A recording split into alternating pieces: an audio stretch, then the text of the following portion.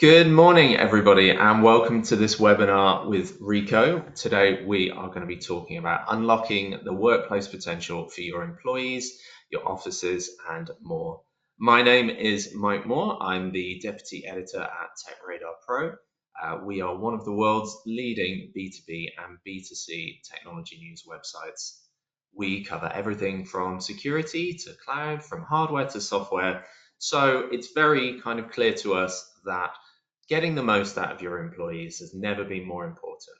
Ever since COVID and the various lockdowns, we've seen a massive evolution. We've seen a step away from traditional working in the office to more flexible hybrid options, where the power and the onus is really on the employees themselves to talk about what makes the workplace experience good for them. However, recently we have seen there has been some friction with a lot of bigger businesses trying to make sure that they get the most out of their employees, whether that's by returning them to the office or giving them that bit more extra flexibility and power of choice to decide what really makes it work for them. As I mentioned, this is one of a series of webinars from Ricoh. If you have missed any of the past ones, they are all available on demand. This session is being recorded as well, so if you'd like to catch up or relive any of the fascinating discussions we're going to have today, you can do so. Can we go to the next slide, please? So just a little bit of housekeeping. There is a there we go. There is a useful insights document where you will be able to see more interesting information, and that is a PDF that is available to you now. This session, as I said, will be recorded and shared with all of the supporting slides within the next 24 hours. But this isn't just a session or a webinar where we are going to be talking directly at you. We want all of you to get involved as well. There is going to be a live, there is the option to submit, Q&A, and we will have lots of time for Q&A at the end. So if there is anything you want to ask the panel today, please do submit via the questions panel. You will see that in the top right, I believe, of your window, and we'll cover that when we get to the end. There will also be a post-webinar survey afterwards, so please do let us know how much you enjoyed it and how we can improve going forward into the future. Next, please. So we've got a great lineup today, lots of experience, lots of really interesting insight. So alongside me today, we have Lynsey O'Keefe, who's the Corporate Services CEO at Sodexo. We have Henry Lee, who is the Head of Digital Workplace at Reed. Nicky Chapman, who is Teams Rooms and Devices Lead at Microsoft, and Mark Preece, who is the Head of Comm Services at Ricoh. You'll be hearing from all of them. We've got a wide range of topics and questions coming up, and like I said, the option for you to submit your questions for the panel to answer at the end. So here's a quick overview of the areas we're going to be covering today. First off, we're going to be looking at some market trends, what's happening at the moment, what's really important for businesses, and where we're going to be going in the future. Next, we're going to look at some of the most pressing and most important challenges affecting businesses today, and some of the issues that you may already be facing, or maybe some that you might not be aware of just yet. We'll also be taking a look at the current good, better, and best practices, so hopefully something for you to learn and take away to your businesses from there.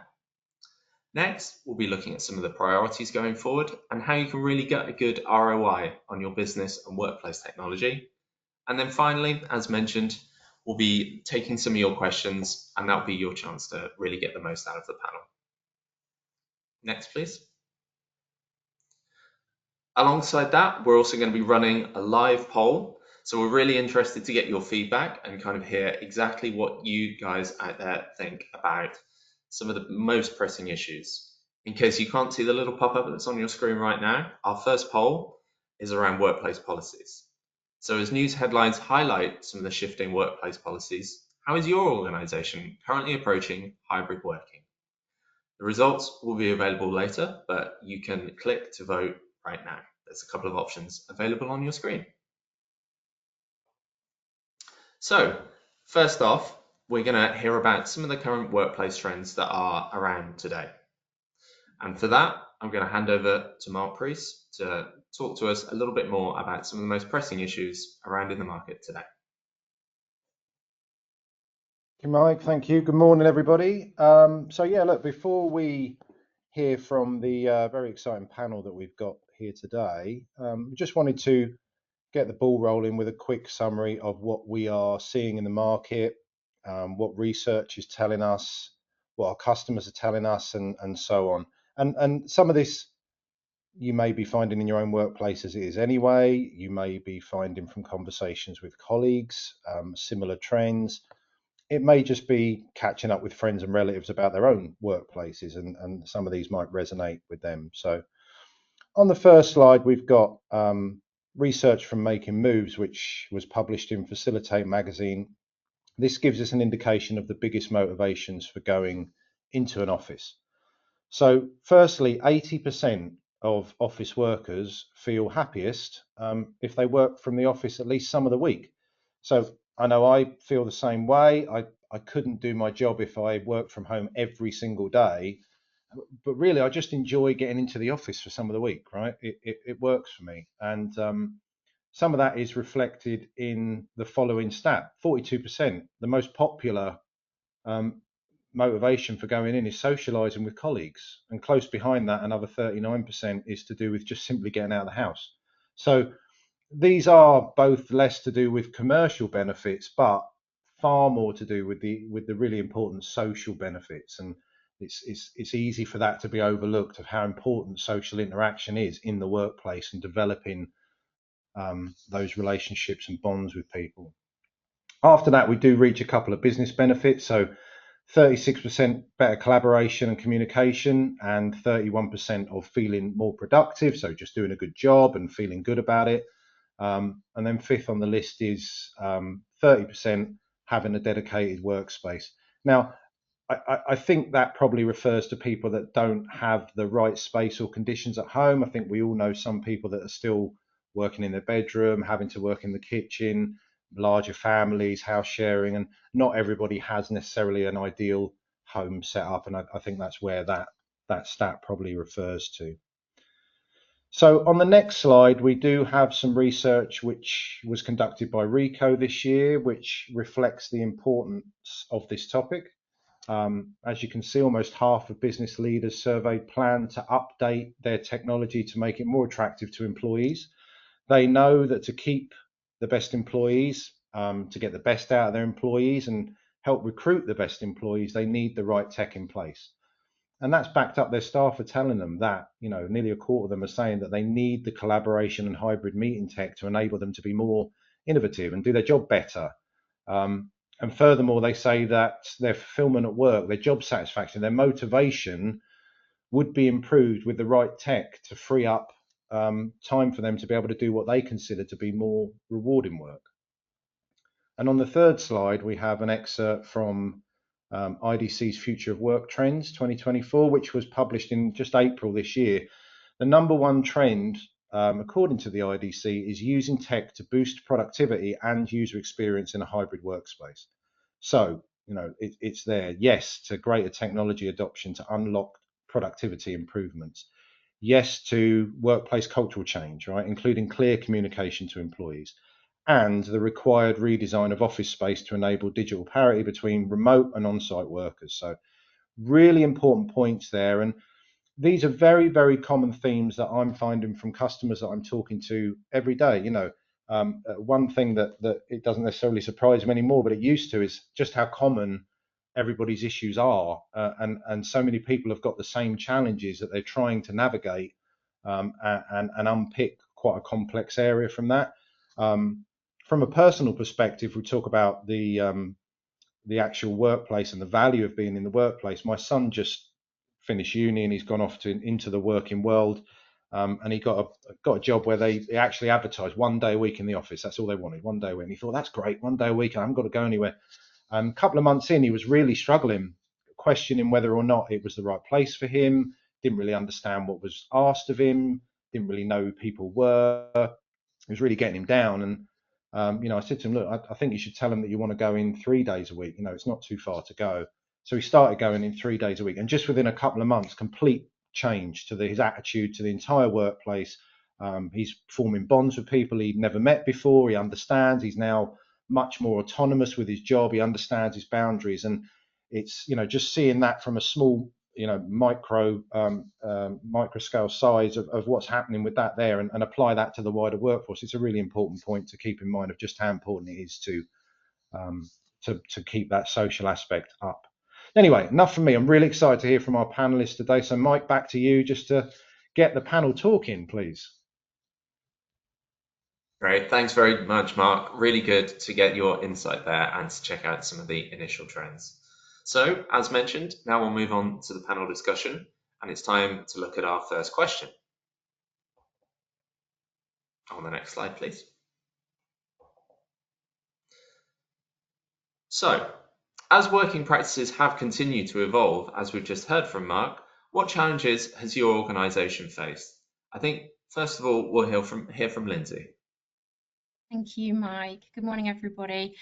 So just to give you a little bit of insight, Sodexo is a global food service and facility management organisation. So whilst we look after some of the world's largest customers and their employees and their workplace experiences, we're equally an employer of about 30,000 people across the UK. What are the challenges we've faced? Well, let's talk about hybrid working. We just heard about the impact and the social impact that it has on many colleagues, and positively and negatively. I think some of the challenges that we've seen is that evolving workplace need. So people do have some preferences to be in the office, and people do have preferences to be outside of the office. But what does that mean for a workplace? Well, with the fluctuating working patterns, it means that how do we know we've got the right facilities at the right time when people choose to use them? Equally, being a food service provider, you can imagine that presents huge challenges as the working day has shifted throughout the day from different meal times, but equally the demand that comes in through the business. I think we just touched on it there about actually how do you manage your company culture when you have people spread across different locations? How do you get the knowledge sharing? And how do you ensure that the next generation that are coming through are learning in the way that the benefits that we had in our career, seeing opportunities and just being part of those conversations?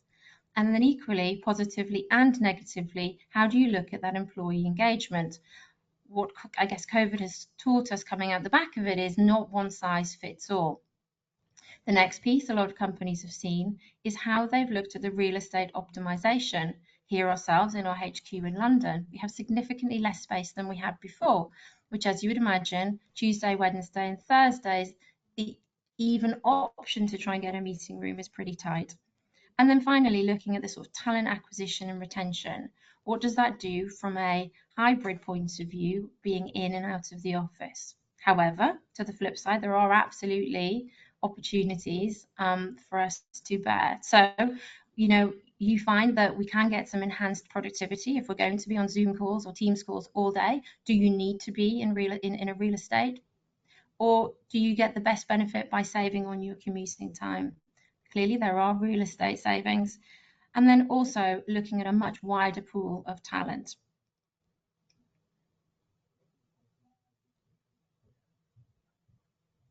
Great.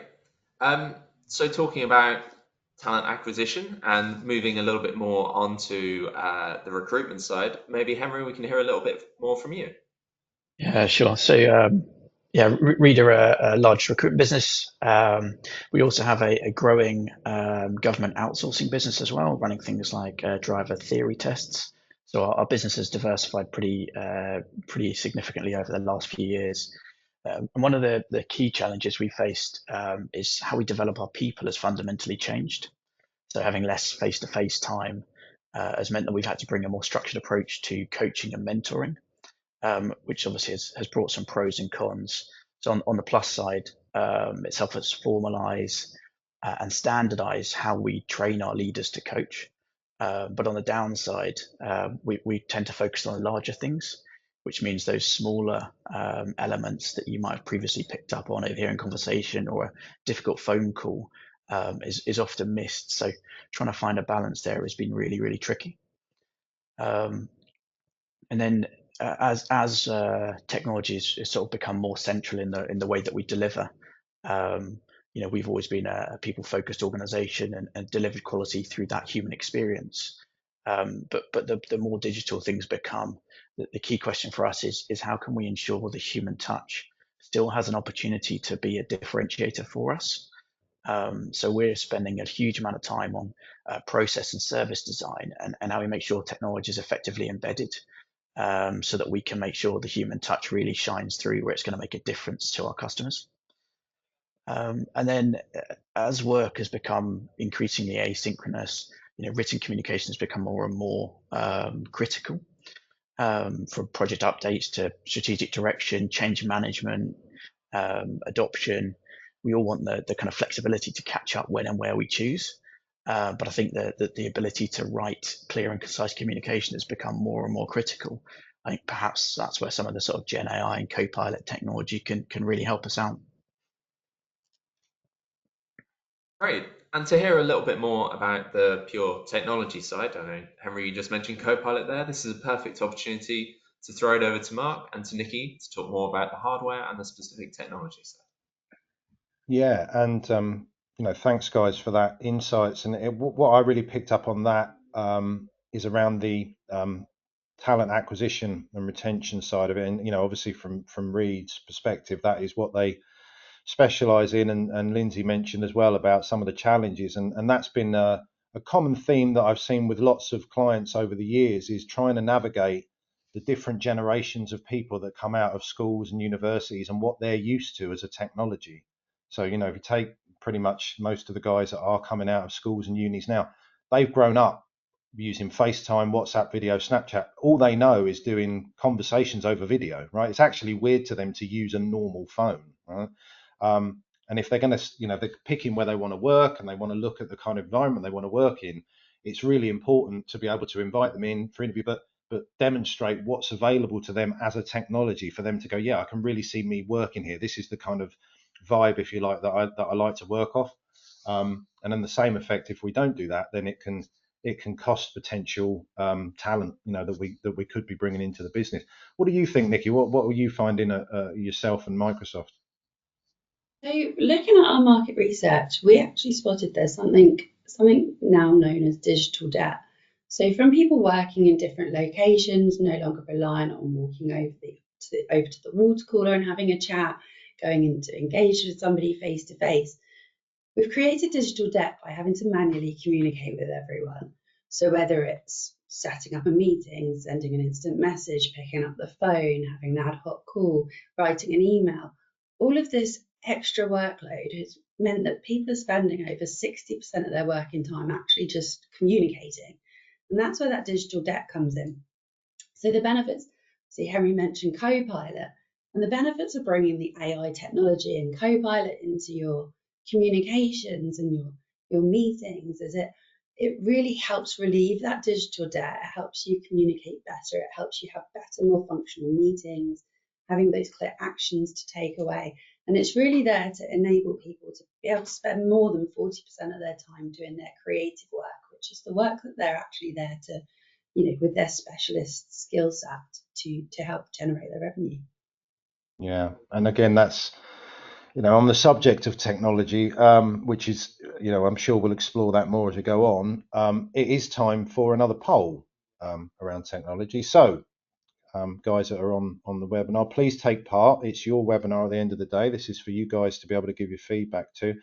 It's on the screen now. So the question is, technology is continually evolving. Are you comfortable that your organization has the right tech in place to match your people's expectations today and for the future? So there are 4 options. Please vote now on which answer most reflects your view of where your organization is at. Take a bit of time to do that. Your votes are anonymous. We just see the totals. We don't see who's answering, so don't be scared. Nobody's going to come for you. All right, we'll just give that a second, get a chance for everybody to vote. See some numbers coming in. Okay, let's close the poll if we can, so that everybody can see. So, okay, most people are somewhere in the middle, either fairly comfortable or looking at enhancing. Luckily nobody is in dire straits, absolutely don't know what to do, but at the same time, very few 100% comfortable. So it's kind of reflective on some of the research that we said earlier. I think there is an element of, I don't think there's anybody who's completely in the dark, but I think there's some difficult challenges to navigate, and sometimes help is needed around that. But there's also been, certainly since COVID, a lot of people are moving into a more comfortable space around what they can do. And now we just need to keep an eye on the benefits of doing that. So thank you very much for doing that poll. And Mike, back to the panel for question 2. Thank you very much, Mark. So yeah, very good, interesting spread of opinions there. Just a reminder as well, if you do want to submit a question for the panel, please do via the Q&A section over on the right, and we'll get to those after our 3 questions here today. So following up on that poll, which showed that some organisations are looking to improve, some are looking to enhance, it's time to hear from our panel about how have they gone from good to better in terms of their workplace experience, and what does best really look like? I mean, it's all very well and good having slides and beanbag chairs and free cereal for breakfast, but what is really making the difference when it comes to your employees? Lynsey, I think we'll go to you first again on this one, if that's okay. Oh, I'm wishing I had slides and beanbag chairs. So yes, we absolutely have gone on a journey from good to better. I think all organisations were absolutely forced to. We had to find a way to navigate some of our challenges. Again, I can talk about from our point of view, but then also from our clients' point of view. A lot of it is all about the data-driven design. So understanding how the space is going to be utilized, understanding how the technology is going to be utilized. Many people have reduced their physical footprint. And then you've got to think about how the space is used. So we will all now have, undoubtedly, lots of furniture in our buildings on wheels so that we can make the space adaptable all the way through. Obviously, we've talked about the flexible working arrangements, and again, understanding that one size doesn't fit all. So just because it works for somebody to be in 5 days a week, it might work for somebody 2 days a week. So it's about having that flexibility, but also remembering as a business, we still need to perform. Interestingly, some of our research has shown that the younger generation and the older generation are actually the people who want to be in the office, and we really need to look at what are the barriers to maybe the parents, to maybe maybe there are people who've got much more comfortable working spaces at home. So how do we get everybody in? How do we get everybody to collaborate? A big part of that is looking at what you can do for your colleagues and their well-being. So how can you make special days, everyone to come into the office? We have one particular location, which is Katsu Curry Thursday. And I can tell you that everybody is in on Katsu Curry Thursday. We dare not take it off the menu because it's what brings people into the office. So it's thinking about what are those very, very small things that are personal and bespoke to each individual business that get and pull people together. I think we've talked about communication, but we cannot underplay losing that culture. Again, we are an outsourced provider. We have a very unique relationship with our own colleagues, whether a guest in somebody else's home, significantly more than they're ever in our home. So again, it's just about how do you make sure that you bring together that engaging workplace culture. So I guess if I were to say, what does best really look like? For me, it's around those personalized experiences. Don't think that one size fits all. It's about continuous innovation. It's about how do you use the things, whether it's staying ahead of the trends, adopting the new trends, using technology to make that experience work, both at home and in the office. Being sustainable, making sure that when people come into your workplaces, they come into a good place, a conscious neighbour and a good neighbour. And then finally, I think as most of us still grapple, and there will be a Harvard business case of the future to say 2 companies side by side, which direction did they go and how did they perform? But for us, it's all about giving the employee the empowerment, because we know that engaged in colleagues drive far more profitable businesses with much longer longevity. That's really interesting about the empowerment and the importance of culture as well. So, Henry, are you seeing the same sort of thing when it comes to Reed, and I guess not just with the clients that you work with, but also internally as well? Yeah, 100%. And as I kind of alluded to, that lack of face-to-face time has been a fundamental shift. So one of the things that we've been really focusing on is learning and develop investment, in particular, kind of management coaching and training in how to manage in a hybrid world. So one of the latest things we've released is a best practice program, which is designed around in-person one-to-one coaching sessions. And it's kind of a skip level program. So senior leaders such as regional managers scheduling regular time with our people in the office to guide them through current best practice. So that's from theoretical learning right through to actually putting those skills into practice in the technology and the tools they use every day. Now, clearly, that's meant a big change in our senior leaders' focus and what they're doing on a daily basis, because it's a pretty time intensive exercise. But it's already having a massive impact on performance. We're seeing huge jumps in motivation and satisfaction as well from the people that have been through that program, and it just really shows that kind of the kind of people focused approach still has a lot of weight behind it, and if we can focus on that, we'll be successful. But on the flip side of that, one of the things that we've done is deploy more premium laptops. So giving people something tangible to hold. It's a kind of representation of a physical investment in each individual. So alongside all those learning and development investments, the technology investments we make, this is a kind of physical thing that they take away, and it's their place of work now. What the office isn't where you go every day; it's where you are. So it's the kind of window into work. And we found that's made a massively outsized impact versus the cost of a basic model. And then kind of thinking about that, the meeting experience, quality of experience has been something we're really focusing on. So whether you're working remotely in a coffee shop, at home, or a client site, how can we make sure everybody has the best possible digital experience? So we've invested in improved meeting room technology to power hybrid meetings and make sure that everybody's contributions and voices can really be heard, and that we're no longer excluding those who aren't in the room. And again, that's been really successful as well.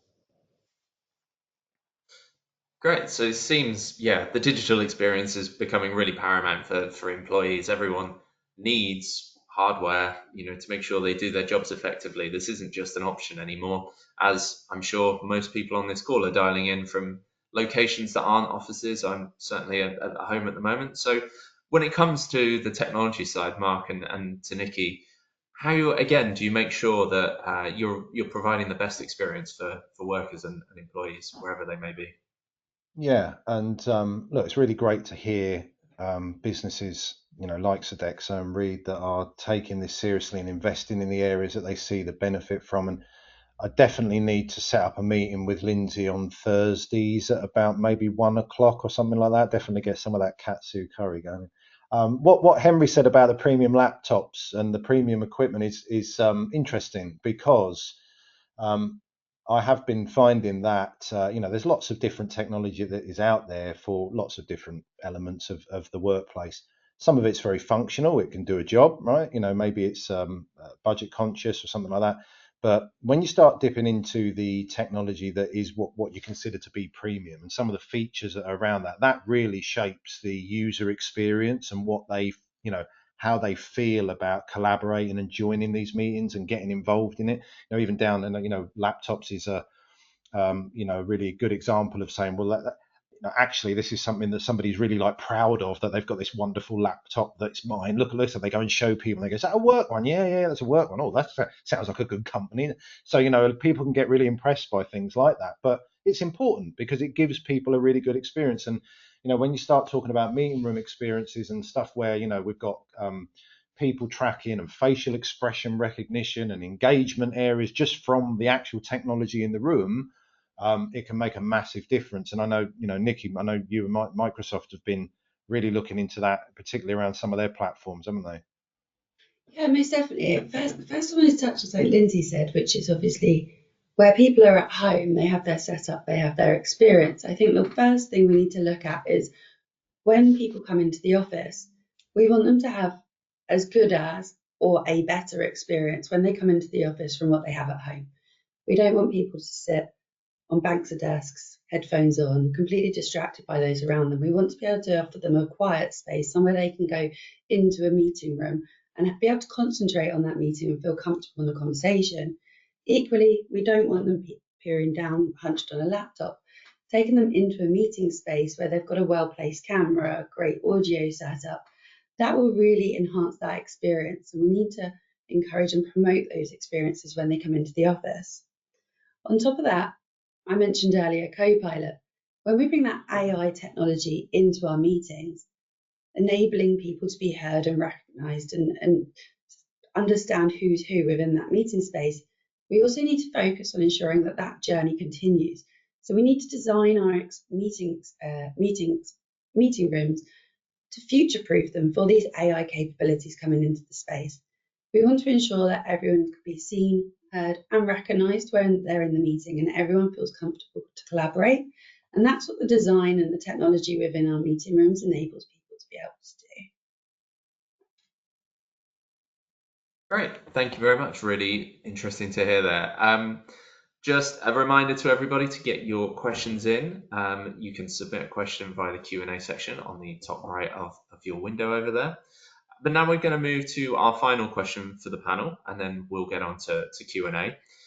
And the topic of the workplace experience is so broad. There are so many different companies doing different things. Everyone has their own ideas. Some good, some bad. Some are simple, some are very complex, and it's very much kind of up to you. So I guess the question to the panel is, how do you prioritize what really matters? And then how do you go about getting that ROI with your workplace experience? I think Henry will come to you on this one first. Yeah, sure. So I think one of the things we're doing is foundational elements first. So back to basics. So what barriers and friction points exist for most employees, and how do they impact their ability to best serve our clients? So really thinking about that client experience, that end user experience, and what we can do to remove the challenges, the small inconsistencies in experience for our employees, so that they can really focus on the people side of things, which is delivering to our clients. And then I think we talked about this a few times, but adoption. I think we've all experienced technology projects that promise a great ROI during pilot stage, but then fail to scale up when they're released across the organization. I think since the pandemic, we've seen the general level of change has been really, really high, and that pace has been fast, and being able to cut through the noise and help employees adopt new tools as part of their daily working practices is becoming increasingly difficult. So a much greater focus on that change management and adoption is becoming key. And then, when you're assessing and prioritizing what's most likely to improve both the experience of our employees and our clients, but also our performance. So, something might be more efficient, but does it actually improve performance? Does it actually improve that client experience? And really focusing on what matters for us. And then, I think you probably all need to come up with your own measures of workplace experience and what effective looks like, from net promoter score to other feedback measures to your underlying business metrics. A combination of those is obviously really critical. Yeah, it's clear this is a very kind of complex and multifaceted issue. So, Lynsey, it'd be great to hear from you on the Sodexo side, and how do you really prioritize what matters? Yeah, and I guess it's about, what do you think a workplace experience touches upon?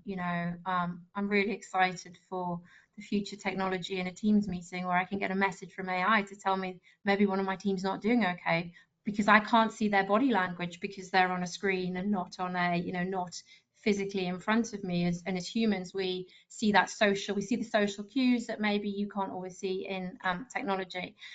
But really, what are we prioritizing? Well, actually, it's fundamentally about our employee well-being, and whether that's at home or in the workplace, how do we play into that physical health, I know I move significantly less when I'm at home than I do when I'm in the office. We go to back team meetings, and there is no time to breathe or to think or to anything. Those disciplines don't happen as much in the office place. So there's the physical health, there's the mental health, but also there's the work-life balance, and I think we need to keep an eye on that.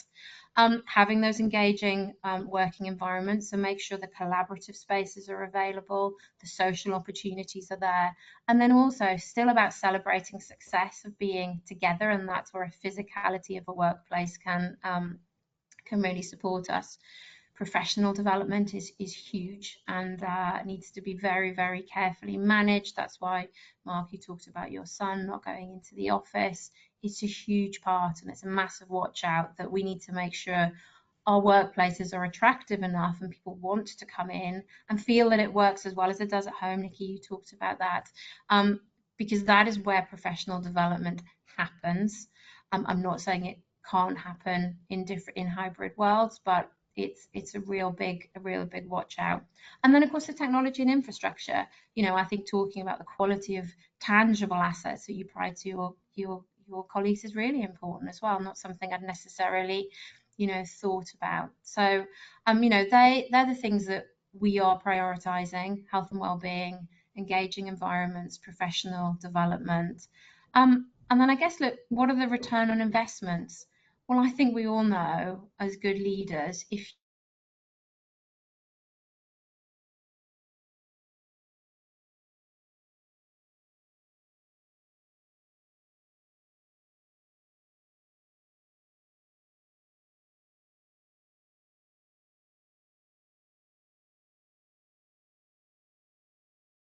you ultimately to be B2C relationship every time oh, sorry if you've lost me, apologies. That's okay. We can hear you there, Lynsey. Do carry on. We lost you for about 10 seconds, so I don't know if you want to. Okay. So basically, I guess what I was saying in terms of that return on investment, for me, it sings across all of your KPIs. If you have engaged colleagues, the rest of your KPIs will absolutely flourish. Your retention rates of your clients, your retention rates of your colleagues, that is a hidden cost. Every time we lose somebody, we have to go back through an induction process, and that should be borne through your NPS score. So, I would never underplay the importance of having the right workplace experience on your entire business. Great. And just finally then, from the technology side, again, about finding that ROI, because as we've mentioned, investing in new technology, especially if you are a large business, is a significant investment. And with everybody watching budgets these days, again, over to Mark and Nikki, how do you, again, really prioritize and make sure you are getting the best ROI?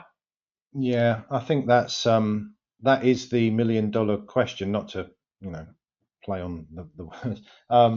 Look, workplace experience is such a broad, complex topic. How do you, listening to Lynsey and Henry, these are two individuals that have worked hard to, plan out what they're going to do as a business and worked with Ricoh around that. And I think that's key. Like, there's lots to navigate with this. And when working with Ricoh, what we try to help our customers do is work in a consultative approach. Okay, there's lots and lots of different things that can and can't be done. What I might think is good doesn't necessarily mean it's good. Okay, that's good for me. Okay, it doesn't necessarily mean that might be right for Lynsey, it might be right for him, it might be for Nikki, anyone, right? You've got to understand what the business is trying to achieve, what the goals are, where people want to go, and just my team alone, I've got a group of subject matter experts that are all very, very clever in regards to the different things that we do as a solution at Ricoh, but they're consultatives, they're consultants first, right? They are there to get a good understanding of what's important, what the specific requirements are, where you want to go, what you want to do, and what the restrictions are, so that we can shape the solution to work what's best for you as a business, okay? And at the same time, that's a journey that you have to go on together. Even if you just go right back to the original poll around, how many days a week, it's split right across a pretty even spread, right? You've got some people 5, 4, 3, 2. There is no one size that fits all. And when you've got a situation like that, you've got to look at what is important to the person that you're sitting with and what's important to them as a business, so that you can shape the solution around that. That's from my perspective anyway. That's why workplace experience can be quite a complex area. Nicky, what do you think on that? So, Henry, you touched on adoption, and that's an area that I'm really passionate about. It doesn't matter what you're deploying, as the main benefit is when people adopt that solution. And with Microsoft Teams, we've really focused on driving that adoption element. So we have a huge portfolio. It doesn't matter what your user case is, what your space design is, what your budget is. We've got a portfolio that covers everything from your large auditoriums to your interactive whiteboards to your small 1 to 2 person huddle room. But on the adoption side, from a user experience, it doesn't matter which space you're walking into. The user experience is exactly the same. That's why we've got a high level of adoption. So it's always walk in, one touch to join, walk in, add someone. It's all very intuitive and very easy to use. What is complicated is the back end, the planning, understanding the right design for those spaces. And that's where Ricoh can come in, and really engaging with Ricoh, with their consultancy, with their expertise. They're able to understand what best looks like for you, what your challenges are, what you're wanting to overcome. And they can take the complexity out, understanding all the solutions that are out there, and really design the best solutions, so that if your team need to focus more on collaboration when they're in, if they want to focus more on annotation when they're in, they can really design the best spaces for your needs, always focusing around that simple, easy to adopt workflow. Great. Thanks very much, everyone. Really interesting discussion all round. That is the end of our official panel discussion. So I will just remind you, if you want to get a question in for our panel, we're going to be switching to Q&A very soon. So please submit via the Q&A section.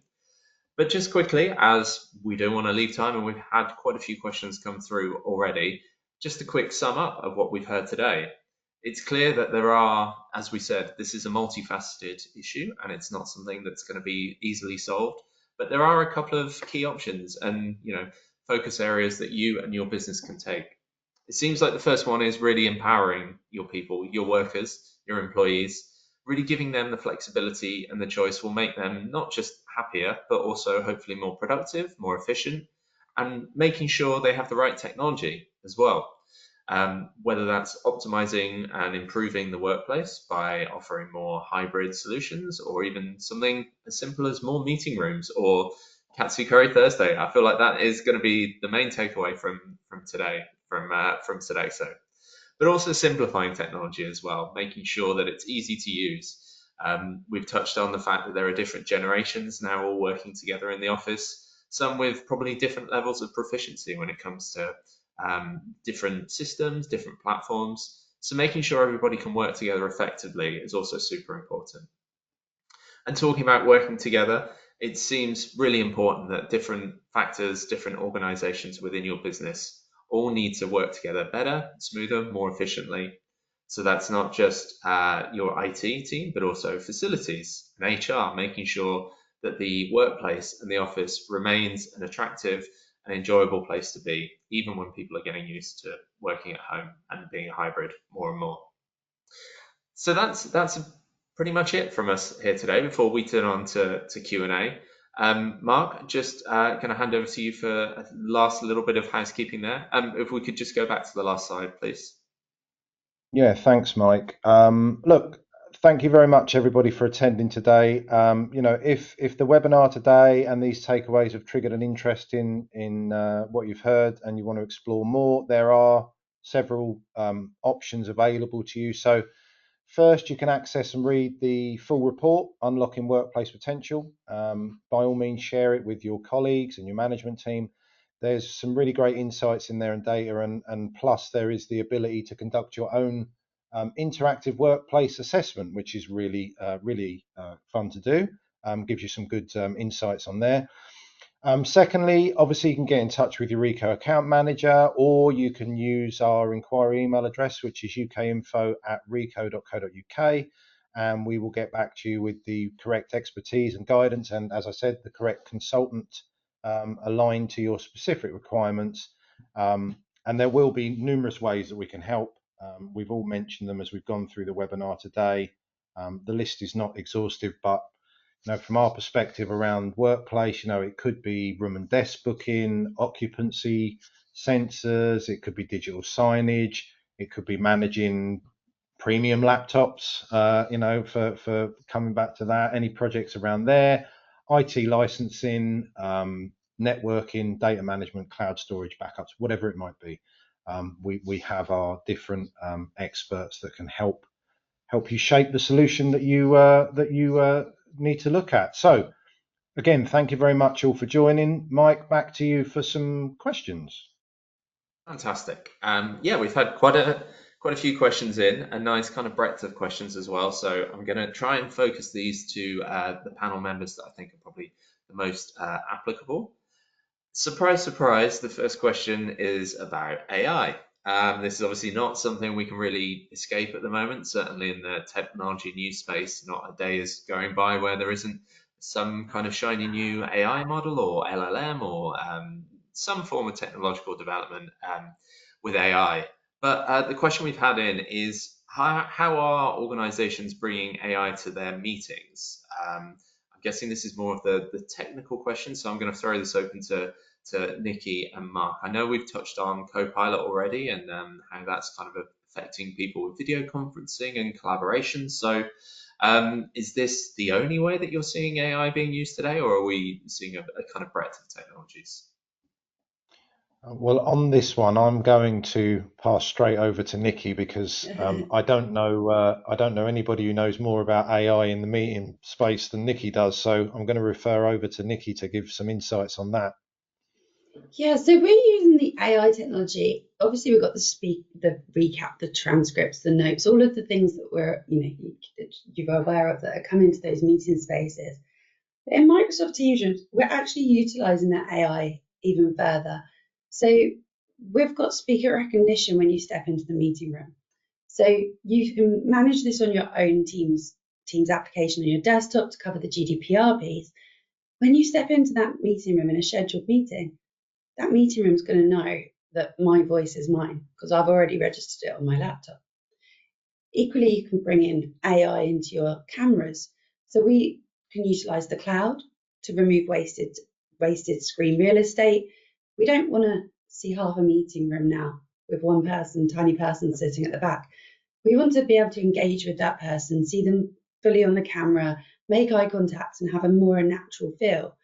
So with AI into the cloud, we take those video feeds and we can actually frame people. And then going one step further again, we've now got intelligent camera technology, intelligent camera hardware. And that actually takes that framing capability one step further. So you can see the whole room on a video feed, but we can actually then send individual video feeds to the far end of the people within the room. So you don't just get framed pixels within one video feed. Actually, you can get Mark and myself and Henry and Lynsey, if we're all in the same meeting room, we can have individual video feeds for each of us and then an extra video feed so you can position where we are in that meeting room. So we're not just looking at the recap and the follow-up of the meeting, we're really taking the AI into the technology in the meeting room and utilising it in the best way we can to give a more natural feel for the end user. Great. Thanks very much for that, Nicky. Just going to skip to, hang on, just checking through the rest of the questions so we can see. So we've had a question in about making the workplace comfortable wherever we may be. Promoting flexibility by allowing employees to work remotely, whether that's completely remotely, or hybrid, will bring more satisfaction from workers and help retain them. Is this the focus ultimately from employers? And what are some of the arguments against people working more remotely, etc.? Henry, Lynsey, I think this is probably more one for you. Lynsey, I can see you've come off mute immediately, so I'm going to pick on you. What is the focus? think it's about empowerment, isn't it? So we have a slightly unique scenario where I look after thousands of chefs and cleaners who cannot do their role remotely. They need to be in location to make that happen. So we have to look at the balance of fair.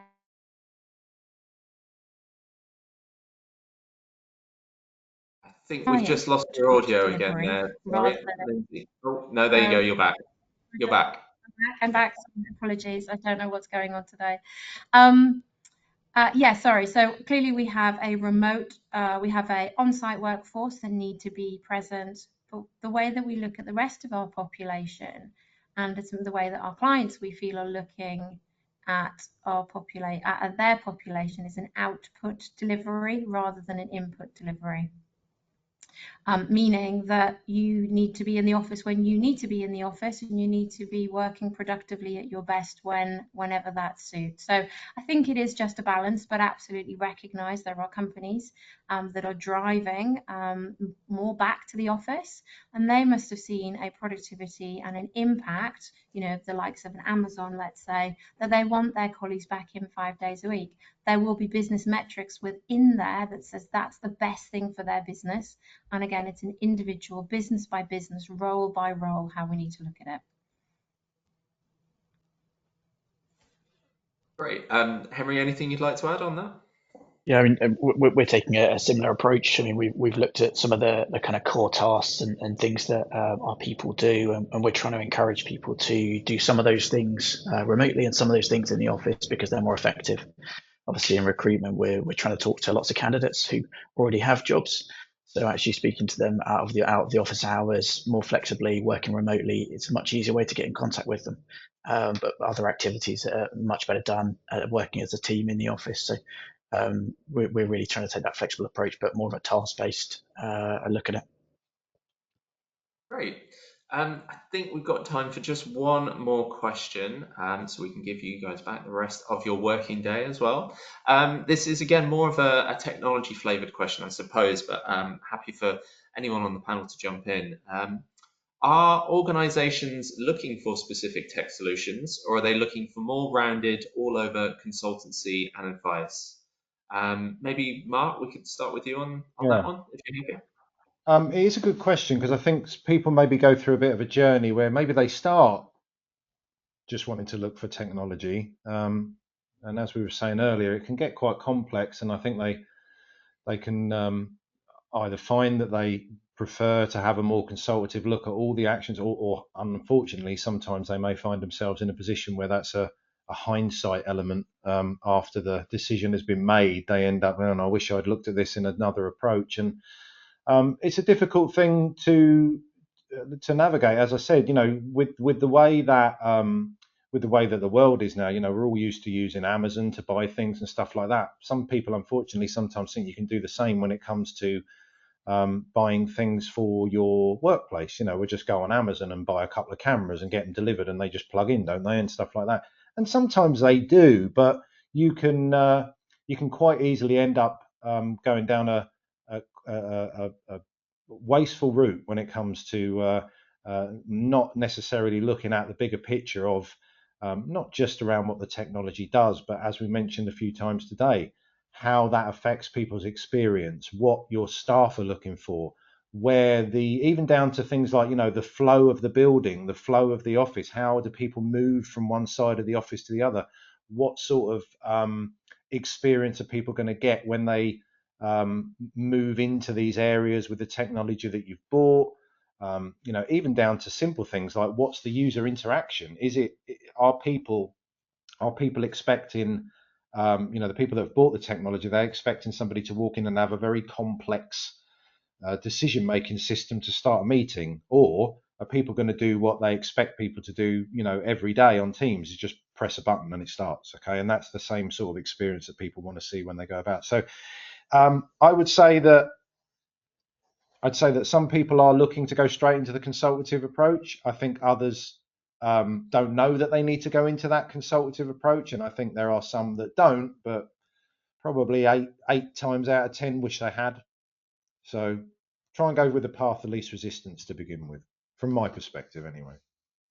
If I can just add to that, so I think what we saw a great deal of is we came out of lockdown and people didn't know what they needed, and they didn't know what they didn't know. So they got what they thought they needed, they rolled it out, and actually maybe the solution wasn't right for their space, maybe the room wasn't right, maybe the camera placement or the size of the camera for the room, type of camera. Where we're now seeing is our people are now reevaluating what they've got. They're now trying to realize or starting to realize that actually the technology in the space isn't the best for their use case. And that's where Ricoh can come in. They can really understand the art of the possible, understand what you've got now, understand where you want to be, and then help you to design the best solution for your needs so that you do have the right kit for the right workflow. And I think having the best solution for your needs in the best space really transforms your meeting environment and really makes that natural immersive feeling. Great stuff. All right, we are very nearly out of time, so thank you very much to all of our panel today. It's been a really fascinating, really interesting discussion. Just as a reminder for anyone who might have joined us a little bit late, our panelists today were Lynsey O'Keefe, who's the Corporate Services CEO at Sodexo, Henry Lee, who's the Head of Digital Workplace at Reed, Nicky Chapman, Teams Rooms and Devices Lead at Microsoft, and Mark Priest, Head of Comms Services at Ricoh. It's been really great having you with us today. As Mark said, if you want to find out any more, please do get in touch with your Ricoh representative. There is also an email address here where where you can submit any extra questions or have any feedback on this webinar. We'd love to hear from you. This session has been recorded. You will receive a recording of it within the next 24 hours as well. But thank you very much for joining us here today. Thank you very much to all of the panel. It's clear this is a very interesting, multi-leveled, multifaceted issue, and one that we're hopefully going to hear a lot more about and hear about all your successes in the future. So thank you very much for joining us today. I've been Mike Moore, and have a good rest of the day.